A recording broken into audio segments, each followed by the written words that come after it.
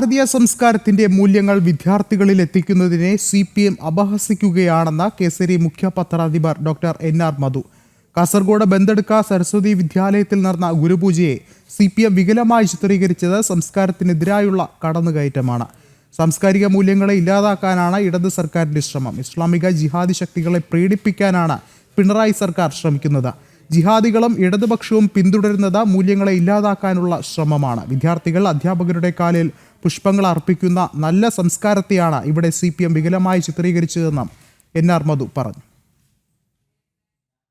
കേരളത്തിൽ ഇന്ന് കമ്മ്യൂണിസ്റ്റ് സർക്കാർ ഭരിക്കുന്നു എന്ന് പറഞ്ഞാലും അത് ഇസ്ലാമിക ജിഹാദികളുടെ താല്പര്യം സംരക്ഷിക്കുവാൻ വേണ്ടി നടത്തുന്ന ഒരു ഭരണമാണ്.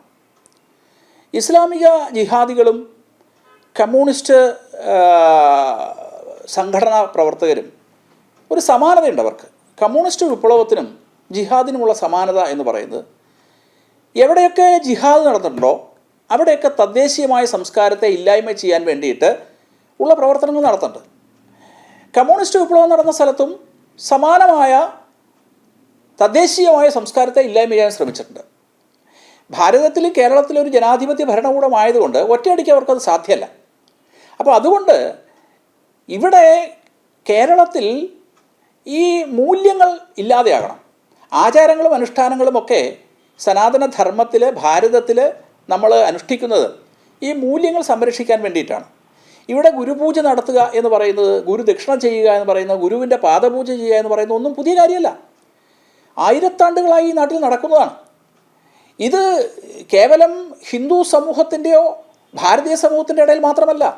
യഹൂദ സമൂഹത്തിൽ അവർ ഗുരുവിന് റബ്ബി എന്നാണ് പറയുക. അവർ റബ്ബിയെ, ഗുരുവിനെ പൂജിച്ചിരുന്നു. അതുകൊണ്ടാണ് യേശുക്രിസ്തു തൻ്റെ അവസാന അത്താഴത്തിന് തൊട്ട് മുമ്പ് ശിഷ്യന്മാരെ ഗുരുവായി കണ്ടുകൊണ്ട് പാദം കഴുകി മുത്തി. അതിൻ്റെ അനുഷ്ഠാനത്തിൻ്റെ അതിൻ്റെ ഓർമ്മയാണ് ഈസ്റ്റർ ദിനത്തിൽ ഇപ്പോഴും അൾത്താരയിൽ ക്രൈസ്തവ പുരോഹിതന്മാർ മറ്റ് പുരോഹിതന്മാരുടെ പാദം കഴുകി മുത്തുക എന്ന് പറയുന്ന ഒരു സമ്പ്രദായം ക്രൈസ്തവരുടെ ഇടയിലുണ്ട്. ഇതൊക്കെ ഈ അനുഷ്ഠാനങ്ങളൊക്കെ എന്തിനാണ്? സംസ്കാരത്തെ, മൂല്യങ്ങളെ പകർന്നു നൽകാൻ വേണ്ടിയിട്ടാണ്. ഇപ്പോൾ ഭാരതീയമായ ഈ സാംസ്കാരിക മൂല്യങ്ങളെ സമ്പൂർണ്ണമായി നശിപ്പിച്ചാൽ മാത്രമേ കേരളത്തിൽ അരാജകത്വം ഉണ്ടാകൂ. ഇന്ന് ക്യാമ്പസിൽ മദ്യവും മയക്കുമരുന്നുമൊക്കെ ഇങ്ങനെ ആവാൻ കാരണം എന്താണ്? ഇതിനെയൊക്കെ ഇവർ പുരോഗമനം എന്നാണ് പറയുന്നത്. ഏറ്റവും രസമുള്ളത് ഇതിനെയൊക്കെ പുരോഗമനം എന്നാണ്. എന്നാൽ കാട്ടറബികൾ നയിക്കുന്ന മതമൗലികവാദ ഇസ്ലാമിക ഭീകര സംഘടനകളുടെ ഫത്വകൾക്കനുസരിച്ചാണ് കേരളത്തിലെ കമ്മ്യൂണിസ്റ്റ് പാർട്ടി ഭരിക്കുന്നത്. നമുക്കറിയാം, ജൂംബ ഡാൻസ് വിദ്യാർത്ഥികളുടെ ഇടയിൽ ഇംപ്ലിമെൻറ്റ് ചെയ്യാൻ വേണ്ടി സർക്കാർ തീരുമാനിച്ചു. എന്തേ അവർക്കത് സാധ്യമല്ലാത്തത്? ജൂംബ ഡാൻസ് നടത്താൻ ശ്രമിച്ചപ്പോൾ സമസ്ത പറഞ്ഞു, മുസ്ലിം മതമൗലികവാദികൾ പറഞ്ഞു സാധ്യമല്ല. ഇവിടെ സർക്കാർ പിൻവാങ്ങി. സർക്കാർ പറഞ്ഞു എല്ലാവർക്കും നിർബന്ധിതമല്ല, ജെൻഡർ ന്യൂട്രൽ യൂണിഫോം നടപ്പിലാക്കുമെന്ന് പറഞ്ഞു. എന്തേ, വലിയ പുരോഗമനമായിരുന്നല്ലോ. അപ്പോൾ സമസ്ത പറഞ്ഞു, ഇസ്ലാമിക മതമൗലികവാദികൾ പറഞ്ഞു അതിവിടെ നടക്കില്ല, ജെൻഡർ ന്യൂട്രൽ യൂണിഫോമിൽ നിന്ന് പിന്മാറി. ഏറ്റവും അവസാനം നമ്മളെന്താ കണ്ടത്? വിദ്യാലയങ്ങളിലെ സമയം മാറ്റുമെന്ന് പറഞ്ഞു. മദ്രസകളുടെ സമയത്തെ അത് ബാധിക്കുമെന്ന് പറഞ്ഞുകൊണ്ട് സമസ്ത പറഞ്ഞപ്പോൾ ഇതാ വിദ്യാഭ്യാസ മന്ത്രി നിയമസഭയിൽ വലിയ താണ്ഡവമൊക്കെ ആടി വലിയ പരാക്രമിയാണ് നമ്മുടെ മന്ത്രി. ആ മന്ത്രി പറയാണ് നിർബന്ധമല്ല. അപ്പോൾ ഇതൊന്നും നിർബന്ധമല്ല. ഇസ്ലാമിക മതമൗലികവാദികൾ ഏത് കാട്ടറബി പറയുന്ന നിയമവും ഇവിടെ നടപ്പിലാക്കണമെന്ന് പറഞ്ഞാൽ അതുമായിട്ട് കോംപ്രമൈസ് ചെയ്യാൻ കമ്മ്യൂണിസ്റ്റ് സർക്കാർ തയ്യാറാണ്.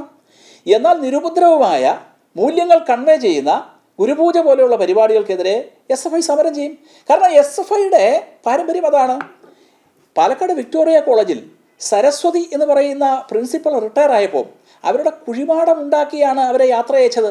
അതാണ് ഗുരുക്കന്മാരുള്ള SFIയുടെ സമീപനം. അപ്പോൾ അന്നത്തെ സാംസ്കാരിക മന്ത്രി, കമ്മ്യൂണിസ്റ്റ് പാർട്ടിയുടെ സാംസ്കാരിക മന്ത്രിക്കും അത്രയും സംസ്കാരം ഉണ്ടായിരുന്നുള്ളൂ. അതൊക്കെ വിദ്യാർത്ഥികളുടെ ഇൻസ്റ്റാലേഷനാണ്, ഒരു കലാ ആവിഷ്കാരമായിട്ട് കണ്ടാൽ മതി എന്ന് പറഞ്ഞു. ഇനി ഇവരുടെ വളരെ കൊട്ടിഘോഷിച്ച് ആഘോഷിക്കുന്ന ഒരു ഒരു കോളേജാണല്ലോ മഹാരാജാസ്. ആ മഹാരാജാസ് കോളേജിലെ ഗുരുക്കന്മാരോട് ഇവരെന്താ ചെയ്ത SFI? മഹാരാജാസിലെ അധ്യാപികയ്ക്ക് അവർ പ്രിൻസിപ്പൾ ഇരുന്ന കസേര കത്തിച്ചു. അങ്ങനെയാണ് അവർ ഗുരുവന്ദനം നടത്തിയത്. അങ്ങനെയൊന്നും ഇവിടുത്തെ വിദ്യാനികേതനിലെ കുട്ടികൾ ചെയ്യുന്നില്ല എന്നുള്ളതാണ് ഇവരുടെ സങ്കടം. ഇനി കേരളത്തിൻ്റെ നവോത്ഥാന പാരമ്പര്യത്തിലെ അഗ്രഗണ്യനായ ശ്രീനാരായണ ഗുരുദേവൻ, ആ ശ്രീനാരായണ ഗുരുദേവൻ്റെ അദ്ദേഹത്തെ കുരിശിൽ തറയ്ക്കുന്ന ആ ഒരാവിഷ്കാരം കണ്ണൂരിൽ നടത്തി. അദ്ദേഹത്തെ കെട്ടിവലിക്കുന്ന രൂപം ഉണ്ടാക്കി. നാരായണ ഗുരുദേവനെ കമ്മ്യൂണിസ്റ്റുകാർ സിമൻറ്റ് നാണു എന്നാണ് വിളിച്ച് അധിക്ഷേപിച്ചുകൊണ്ടിരുന്നത്. ഇനി അതും പോട്ടെ, ഉമേഷ് ചള്ളിയിൽ എന്ന് പറയുന്ന ഒരു ജനപ്രതിനിധി നിയമസഭയിൽ ശ്രീനാരായണ ഗുരുദേവൻ്റെ നാമത്തിൽ സത്യപ്രതിജ്ഞ ചെയ്തപ്പോൾ ഇന്നത്തെ നമ്മുടെ മുഖ്യമന്ത്രി വിജയൻ മുഖ്യമന്ത്രി പറഞ്ഞ കുട്ടിച്ചാത്തൻ്റെ നാമത്തിൽ സത്യപ്രതിജ്ഞ ചെയ്യുന്നതാണ് നല്ലത്. നാരായണ ഗുരുദേവനെ ഇത്രയും അധികം, കാരണം അദ്ദേഹം ഗുരുവാണ്. നാരായണ ഗുരുദേവൻ ഈ സനാതന ധർമ്മത്തിൻ്റെ പ്രതിനിധിയായ ഗുരുവാണ്. അങ്ങനെ ഗുരു പാരമ്പര്യത്തെ എല്ലാ കാലത്തും ഇവർ അധിക്ഷേപിച്ചിട്ടുണ്ട്. ഇനി ജയകൃഷ്ണൻ മാസ്റ്റർ എന്ന് പറയുന്ന ഒരു അധ്യാപകനെ പിഞ്ചു കുഞ്ഞുങ്ങളുടെ മുന്നിൽ വെട്ടിക്കൊന്നുകൊണ്ട് ഗുരുദക്ഷിണ സമർപ്പിച്ച പ്രസ്ഥാനമാണിത്. അപ്പോൾ അവരിൽ നിന്ന് എന്ത് മൂല്യമാണ് നമ്മൾ പ്രതീക്ഷിക്കുന്നത്? അപ്പോൾ സനാതന ധർമ്മത്തിലെ ഭാരതീയമായ മൂല്യത്തിലെ ഗുരുസങ്കല്പത്തിന് വലിയ പ്രാധാന്യമുണ്ട്. വ്യാസജയന്തി നാളിൽ ശിഷ്യന്മാർ ഗുരുക്കന്മാർക്ക് ദക്ഷിണ കൊടുക്കുകയും അവർക്ക് പാദനമസ്കാരം ചെയ്യുകയും ഒക്കെ ചെയ്യുന്നൊരു പാരമ്പര്യമുണ്ട്. ഗുരുക്കന്മാരെ മാത്രമല്ല, മാതാപിതാക്കളെ, മുതിർന്നവരെ ഒക്കെ പാദനമസ്കാരം ചെയ്യും. മുതിർന്ന കലാകാരന്മാരെ പാദനമസ്കാരം ചെയ്യും. ഇത് ഭാരതീയ പാരമ്പര്യമാണ്. ഈ ഭാരതീയ പാരമ്പര്യം ഇവിടെ ഹറാമാണ് ജിഹാദികൾക്ക്, ഹറാമാണ് കമ്മ്യൂണിസ്റ്റ് പാർട്ടികൾക്ക്. അതുകൊണ്ടാണ് അവർ ഈ തരം കാര്യങ്ങൾക്കെതിരെ സമരം ചെയ്യുകയും പ്രക്ഷോഭം നടത്തുകയും ഇവിടെ ചില പത്രങ്ങൾ, ചില ചാനലുകൾ ഒക്കെ ഇത്തരം അനാശാസ്യമായ പ്രവണതകൾ വെച്ചു പുലർത്തുകയും ഒക്കെ ചെയ്യുന്നുണ്ട്.